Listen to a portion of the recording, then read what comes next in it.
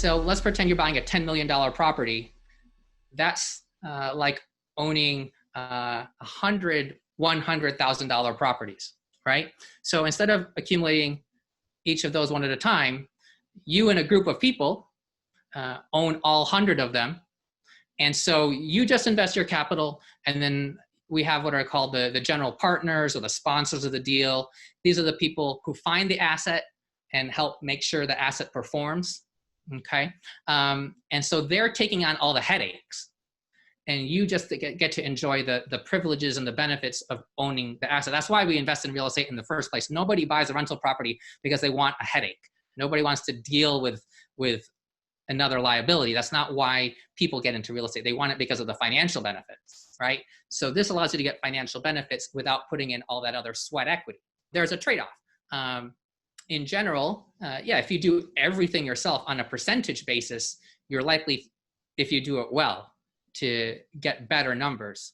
If you do it well and get the right properties, the right prices, which buying single family is very hard when those are primarily priced at the market value of what somebody would buy to live in, not as a business. I found out about these by going to real estate investment meetings. I met a guy who runs a program, and he has an educational program that my wife and I joined a couple years ago. It included a bunch of online lectures, but also included bus tours, where hundreds of us would go there every few months. We'd load up a bunch of buses, we'd go to different properties, and they'd run the numbers. Because you can only have so many investors in most of these projects, you have to put up a good amount of capital. So usually we're putting up at least $50,000, and we've put up to $200,000 into a single deal. Typical investment minimum is $50,000.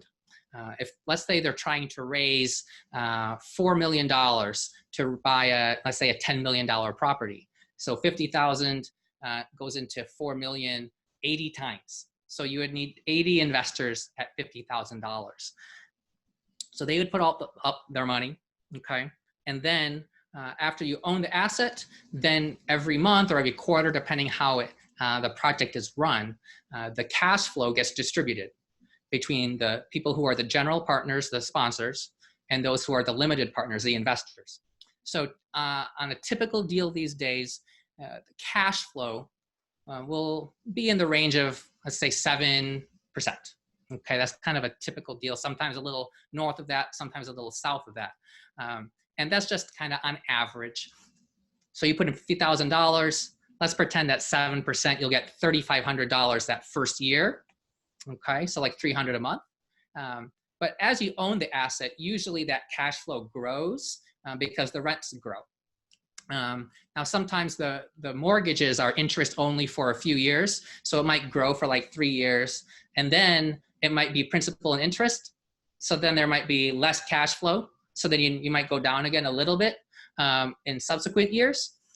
In the process, usually the value of the asset is also growing, because rental properties at that scale are valued as businesses. They're valued by how much income they have, how much profit they have. So over a course of 5 years, you've gained cash flow, but you've also have had an appreciating asset if done properly. And so then if you exit, if they sell the property, then those capital gains get redistributed out to the limited partners and the general partners.